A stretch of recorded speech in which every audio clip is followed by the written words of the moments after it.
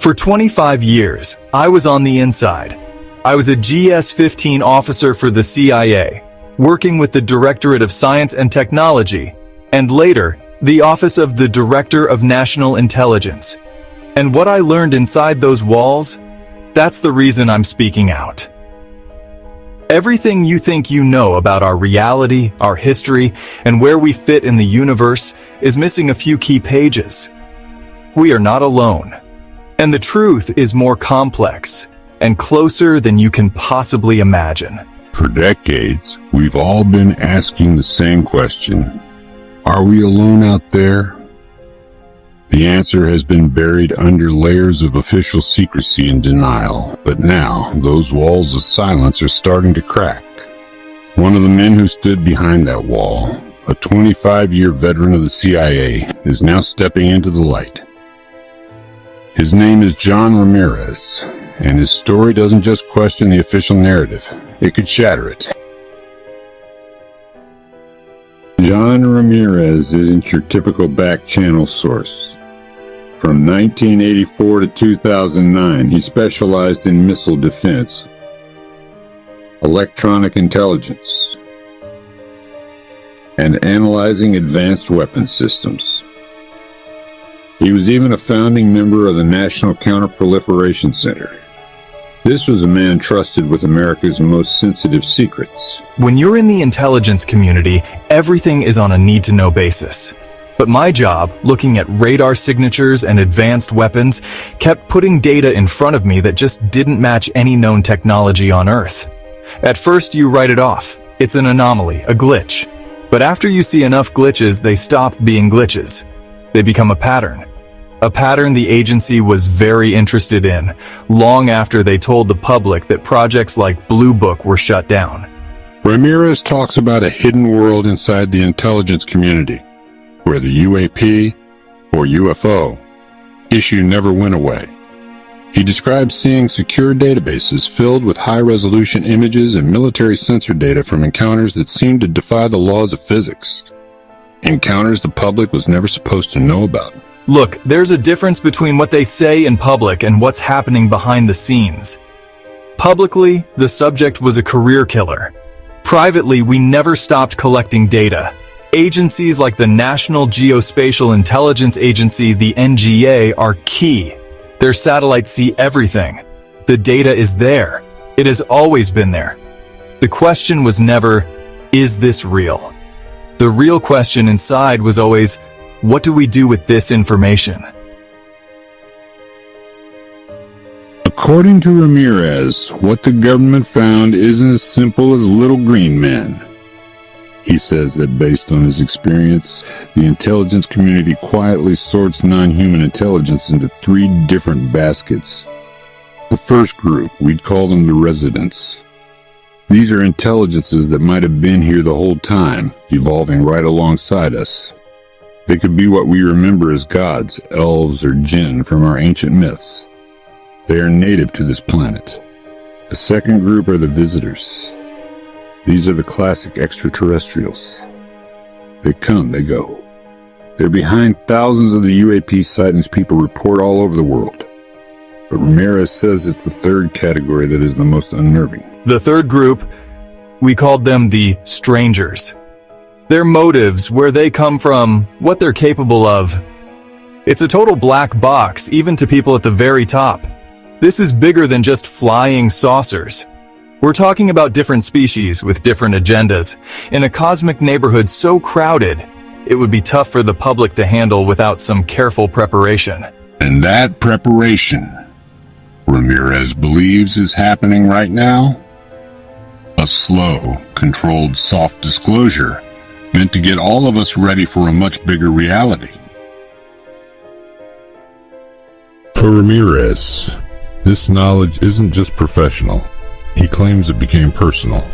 He speaks of his own direct and deeply disturbing encounters. I had an experience in my own home. It was a confrontation, a physical one with what I can only describe as a reptilian-type being.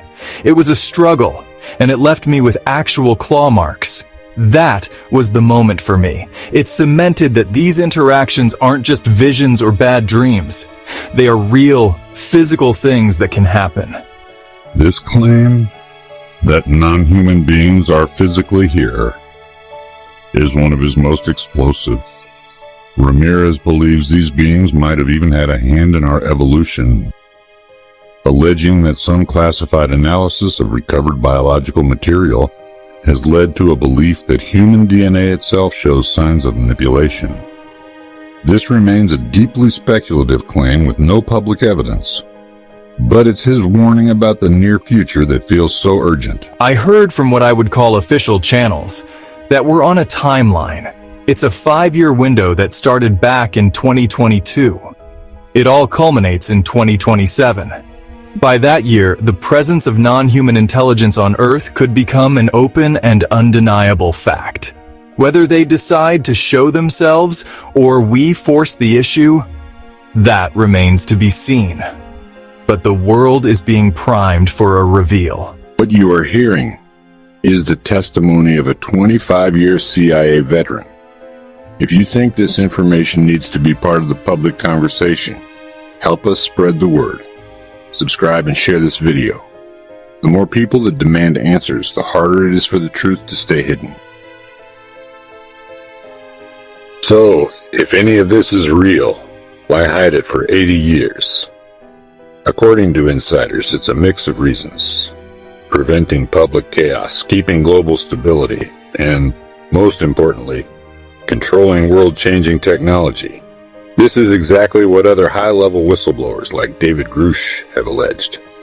Grush, a former intelligence officer who was on the Pentagon's UAP task force, testified about it under oath before the U.S. Congress in 2023. I was informed in the course of my official duties of a multi-decade UAP crash retrieval and reverse engineering program to which I was denied access. Grush's testimony was stunning. He told Congress the U.S. has non-human craft, has recovered non-human biologics, and has illegally hidden it all from lawmakers. He even described a brutal campaign to silence anyone who tried to talk. What David Grush laid out is the machine of the cover-up. It's a maze of special access programs, or SAPs, buried so deep in the government and private aerospace companies that most of our own presidents and politicians don't even know they exist. The secrecy is all about control. If you have a ship that can outfly anything on the planet, you don't share that technology. You protect that secret at all costs. And there are countless military reports that seem to back this up, describing UAPs turning up near nuclear weapons sites. There are even testimonies like the one from retired Air Force Captain David Shindell, who claimed an object disabled nuclear missiles at Minot Air Force Base back in 1966. But that dam of secrecy is finally breaking. The 2024 National Defense Authorization Act has historic new rules. It legally requires that an unidentified anomalous phenomena records collection be created at the National Archives. Federal agencies now have to hand over their UAP files for public release. The law does allow for delays if there's a risk to national security, but it sets a deadline, a presumption of disclosure within 25 years. For the first time ever, there's a legal process forcing the government to open up its UFO files. This is the tipping point, the Grush testimony, this new law. These aren't random events. They're happening because of incredible pressure from people on the inside. There's a group within the government that knows this secret has gotten too big to keep, that the consequences for all of us are just too important. The potential here is hard to overstate. A new era of physics, a revolution in energy and travel, and a complete rewrite of who we are as a species. But it also opens up some heavy questions. If we've been visited, or maybe even guided, what does that mean for our world, our beliefs, and our entire future? The story of John Ramirez isn't just one man's wild tale. It's a critical piece of a puzzle that's finally starting to take shape. A puzzle made from the sworn testimony of decorated combat pilots, high-level intelligence officers, and now admissions hidden in public law. We are in a moment in history where decades of whispers are becoming credible evidence. The Pentagon's official denials are sounding weaker and weaker against sworn testimony from their own people. The keepers of the biggest secret in history are losing their grip. The silence has been broken, and the only question left is, are you ready for what happens next?